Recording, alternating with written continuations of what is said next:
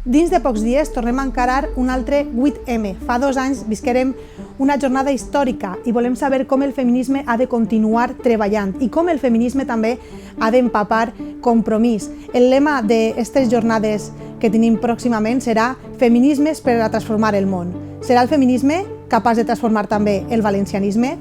Avui ho parlem amb Teresa Pastor i Lucía Beamut.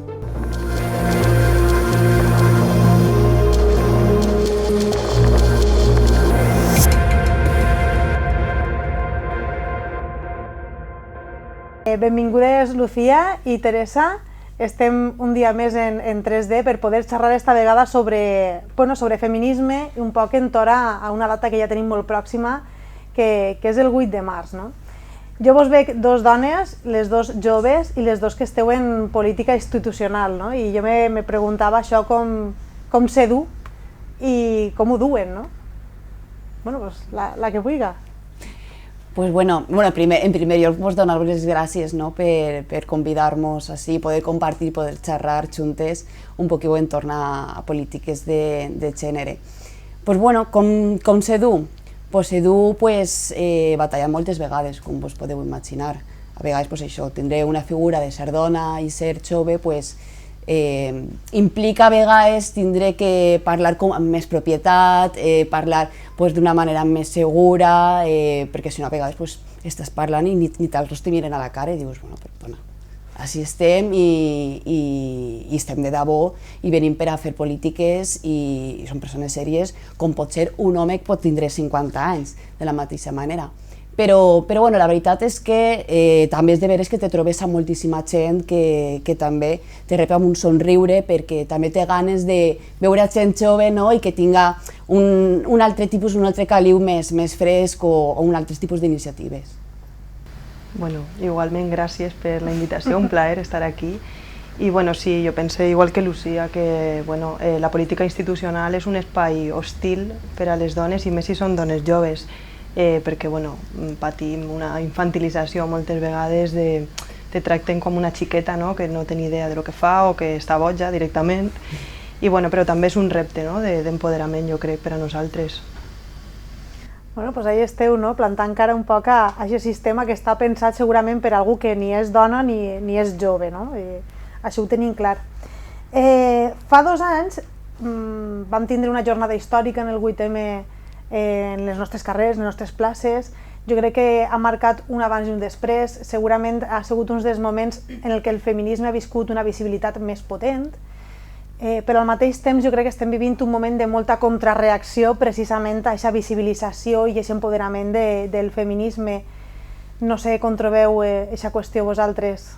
Jo crec que el feminisme és un moviment que qüestiona totes les estructures existents, qüestiona el sistema i per això no agrada a molta gent, perquè està posant en el focus una sèrie de comportaments que ja no són acceptables en la societat, n'hi ha qui no vol canviar-los i jo crec que per això estan en peu de guerra.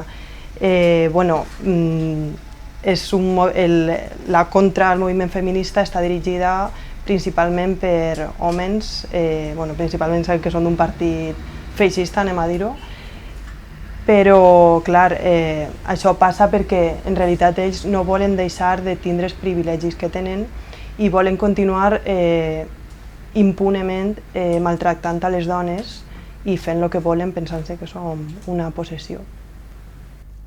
Sí que és de veres, però també és de veres que front a això n'hi ha 2 tempos, com has dit també. Està l'enfrontament i després també aquest moment de reviure el moviment feminista. De fet, estem parlant ara d'una quarta ona que té molt a veure en les xarxes socials, té molt a veure en la seva diversitat, té molt a veure en les polítiques de la cura i té molt a veure també en la gent jove, precisament en un focus on la gent jove rep com el feminisme, com els valors de gènere, els valors de la diversitat, com una cosa positiva, una cosa que lluitar i una cosa que reivindicar. De fet, precisament la campanya de l'Ajuntament de València va de la quarta ona, una manera d'interpel·lar a la gent jove i aproximar-la cada vegada més a les polítiques que tenen a veure amb la igualtat. Jo crec que la qüestió generacional és important, en quasi totes les vessants és important, però sí que és de veres que no sé, jo vos comente, no? Perquè a mi hi ha una cosa que me xirria moltes vegades quan sent parlant d'això pues que n'hi ha una generació molt jove que és molt masclista, no? Se parla molt de la música que s'escolta, del reggaeton i tot això. Jo sempre dic, bueno, però escolteu, som una generació que ha inventat el reggaeton feminista. Vull dir, la música melòdica feminista jo encara no l'he conegut, no? Però sí que és de veres que estem en aquest contrapunt, no? Estan les dues posicions en bulliment i sí, és de veres. Bueno, també, parlant d'això que estem parlant, al final també se mos ve al cap que tenim moltes víctimes de violència masclista a dia d'avui, víctimes de tot tipus, víctimes que al final inclús acaben en assassinat. Esta mateixa setmana se trobaven a una dona assassinada de manera violenta en un contenidor en Moraira. Vull dir, encara tenim punts de violència molt forts. No sé en què pot ser estiguem fallant com a societat, estiguem fallant com a oposició en alguns casos o com a inclús govern en altres. Vull dir, no sé com veieu aquesta qüestió, què pot ser que estiga fallant en tota aquesta societat per a que continuem fent minuts de silenci cada poquet en la porta dels nostres ajuntaments. A veure, què passa? Pues bueno, passa el que estem comentant a DES, no? Que al final són estructures que creen una sèrie de forces i una sèrie de privilegis sobre un gènere, no? en concret. I evidentment aquesta posició de superioritat sempre intenta perviure, no? d'alguna forma. En quant a les dades de per què n'hi ha més denúncies, això justament jo crec que parla d'una forma, diguem que més positiva, i m'explique. Abans no es denunciava pràcticament, se portava en silenci, en el silenci de la casa, amb vergonya perquè jo hauré fet alguna cosa roïna, jo me moriré, etc. Això d'alguna manera parla de com cada vegada s'està ficant en valor, com s'està empoderant a les dones, com s'està empoderant també a la societat per a que parli, perquè denuncie també, que no siga només la dona o la mare o les filles o el fill o que siga un familiar proper o un amic o una amiga, sinó que també siga la pròpia societat que rebutgi aquests comportaments, que fique freno a les violències masclistes i que cada vegada fica un altaveu en aquest sentit. Aleshores, el punt aquest de que cada vegada hi ha més denúncies té la vessant negativa, evidentment, que té una vessant molt negativa, no? Perquè malauradament això no hauria de passar, evidentment, però per una altra part hem passat d'aquest silenci i estem parlant ara d'un empoderament que cada vegada de fet se parla d'aquesta paraula i la gent major coneix el que significa aquesta paraula. Vull dir que els conceptes tenen una vessant molt forta i sobre aquests conceptes són els que tenim que treballar i crec que s'està treballant molt bé. Sí, jo també crec que l'educació és fonamental per avançar en aquest sentit. Hem de continuar educant en el feminisme, però a banda d'això jo crec que també ens hem de plantejar moltes coses, perquè de quina manera, per el que tu deies d'aturar, com podem aturar el que està passant, fins a on podem arribar en el marc d'un sistema que és un sistema que està basat en la desigualtat, com és el capitalisme. Si vivim en això, en el marc d'un sistema basat en la desigualtat, segurament mai podrem arribar, segurament no podrem arribar mai a acabar en la desigualtat, perquè al final és un sistema d'acumulació de poder, d'acumulació de privilegis, és un sistema heteropatriarcal i jo crec que això és fonamental, a banda de continuar educant i de visibilitzar les diferents formes de violència masclista que n'hi ha, que a banda dels assassinats, que és com el top, n'hi ha moltíssimes formes que són molt més invisibles perquè el patriarcat és molt invisible en molts aspectes i s'ha de parlar de moltes coses, a banda de la violència psicològica, la violència obstètrica, és continuar visibilitzant, educant i fent polítiques en aquest sentit. Jo puc parlar de la meva experiència pròpia, inclús he anat deconstruint-me jo mateixa com a masclista, probablement durant aquests anys en els quals hem sigut més conscients de què significa ser dona en aquesta societat, tal com està muntada i analitzada. No sé, jo crec que està bé, que també puguem reconèixer que inclús quan estem governant o estem treballant en aquestes qüestions, inclús en la nostra vida personal, que tenim molta feina per fer, i això que al final els assassinats són el top de tota aquesta violència que està baix de l'iceberg, està per baix. Jo no sé com com s'enfoca la política d'igualtat des de lo local, des d'un ajuntament tan gran com l'Ajuntament de València, o inclús des de, com diem, des del posicionament de Teresa, que ara mateix és en l'oposició de l'Ajuntament de Sant Joan. Com viviu la política local en igualtat? Bueno, jo des de l'oposició és complicat, no? Perquè al final tu no eres la que pot fer les polítiques que t'agradaria que se feren. Allí està complicat perquè tampoc s'està fent realment res i bueno, produeix molta indignació en realitat i molta frustració.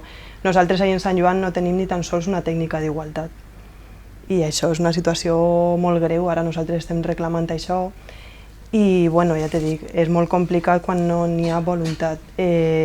Com a coses que se poden fer, nosaltres des de l'oposició el que estem fent és, bueno, les coses que no se fan en l'Ajuntament intentem proposar-les, tindre una relació correcta amb les persones que s'encarreguen d'això i intentar proposar coses, també nosaltres fer-les pel nostre compte, organitzar xerrades, però bueno, si estiguérem governant, com és el cas de Lucía, pues, moltíssimes coses se poden fer. Jo crec que tant campanyes contra l'assetjament, se li pot pegar una volta a les festes i fer-les molt més feministes, replantejar el model de les representants de les festes, de les dones florero, per dir d'alguna forma, no sé, se poden fer moltes coses, plantejar urbanisme des d'una perspectiva feminista també, els pressupostos que estem esperant ara també que se facin, se podien fer en una perspectiva de gènere, que no se farà, però que ens encantaria. Clar, és que justament això és el que parla un poquet de com anar canviant l'Ajuntament de València, perquè clar, nosaltres veníem en València d'una situació en la qual igualtat no tenia una visibilitat, perquè era una subdirecció, un apartat que estava dins de serveis socials. I clar, el que no està visible al final acaba, les polítiques que són així més transversals, com que ho toquen tot, si no acabes de visibilitzar, no fiques en el focus que se visibilitza, al final s'acaba diluint, no? I és el que passava abans en València. De fet, l'espai dones, que és un espai on se dona justament l'assessorament i el tractament a les dones que han sigut víctimes del masclisme, tenia 0 euros al seu pressupost. Aleshores, ja des de l'anterior legislatura, ara ens ha permès justament ser més imaginatives i començar pràcticament de zero i fer una quantitat de polítiques molt interessants i cada vegada anem creixent. Des de parlar de portar la igualtat als diferents barris, als diferents puestos de la ciutat, que no és fer només política al centre, al carrer Colón i a Ciutat Vella, sinó portar-lo també al Marítim, portar-lo a Torrefilo-Riols, portar-lo també que cadascú dels nostres serveis també implementen la perspectiva de gènere i també els nostres pressupostos, evidentment, fer uns pressupostos on estiguen també un estudi sobre la perspectiva de gènere com editem els pressupostos, perquè precisament si no sabem quin és l'impacte de gènere que hi ha en cadascuna de les nostres mesures de com fem els serveis o com fem polítiques, no sabem ben bé quina part de la població possiblement podríem estar discriminant. I això, justament ara podem tindre més el privilegi de poder implementar de debò polítiques de gènere, perquè moltes vegades ara està molt de moda i la gent se fica molt la medalleta i el pin de no, nosaltres estem en la igualtat, però això es nota després quan s'està governant, de si de veres n'hi ha pressupost, si de veres n'hi ha serveis, si de veres es fiquen polítiques al servei justament per a implementar una igualtat efectiva i real en cada racó de la ciutat o del poble on s'estiga governant. Molt bé, no sé si sabeu que sempre en les nostres entrevistes n'hi ha una pregunta que ve directament des d'algun militant o alguna militant de Compromís. No sé si en este cas, Lucía, encara que la pregunta serà per a les dues, si t'ha arribat algo per el mòbil. A veure. Pot ser o no? Sí. Doncs mireu-la a les dues. Pot ser. Hola xiques, com esteu? El que volia preguntar-vos era si penseu que les dones hem de tindre algun paper específic en el procés de renovació del bloc de cara al pròxim congrés. No sé si sabeu qui és. Sí. Tu sí, ¿verdad, Teresa? Sí, és Míriam. És Míriam. No sé si vos comentamos qui és Míriam. Míriam és de Joves PB, de l'Alacantí, és la secretària de Joves PB i una companya del bloc d'Alacant.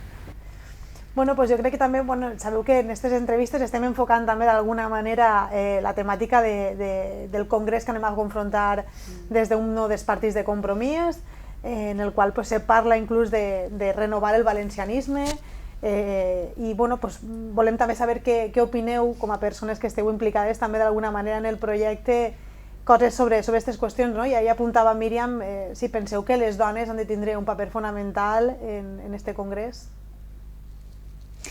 En qualsevol, jo penso que no és que siga en este congrés, sinó en acabant en cada vessant, en cada lloc, en cada puesto de decisió, evidentment les dones han d'estar ahí, perquè si no al final s'estaran prenent decisions d'esquenes a una meitat de la població on puguem tindre punts de vista diferents o perspectives diferents. Aleshores, evidentment, sí que ha de tindre un paper ahí important.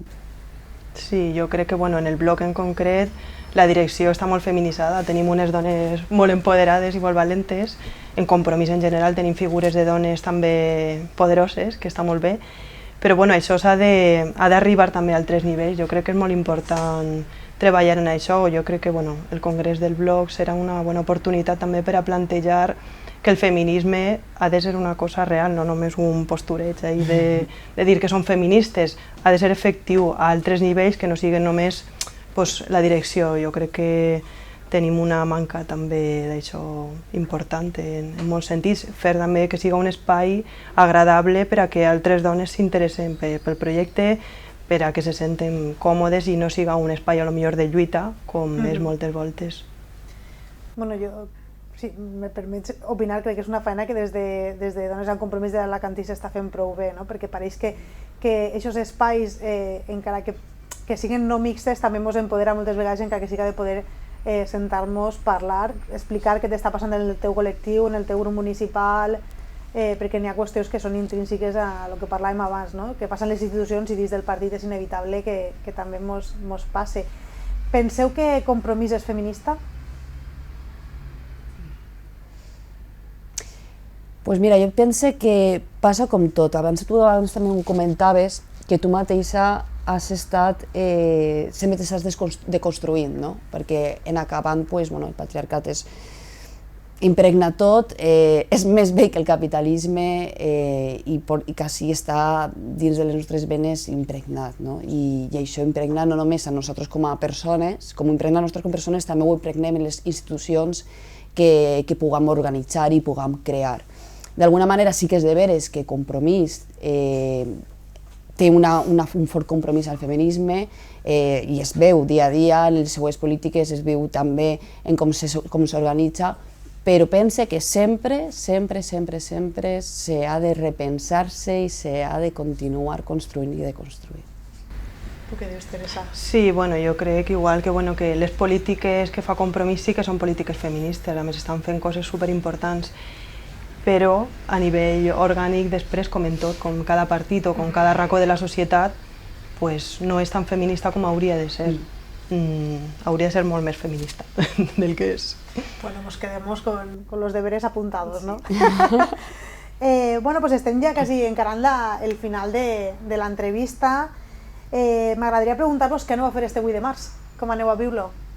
Jo en concret, en les companyes de Dones en Compromís de l'Alacantí, que estem ahí, ara tenim, com has dit tu, un grup que està organitzat, que això ja és una bona notícia perquè, estar organitzades és el principal per tindre força, la força és de la sororitat i de l'organització.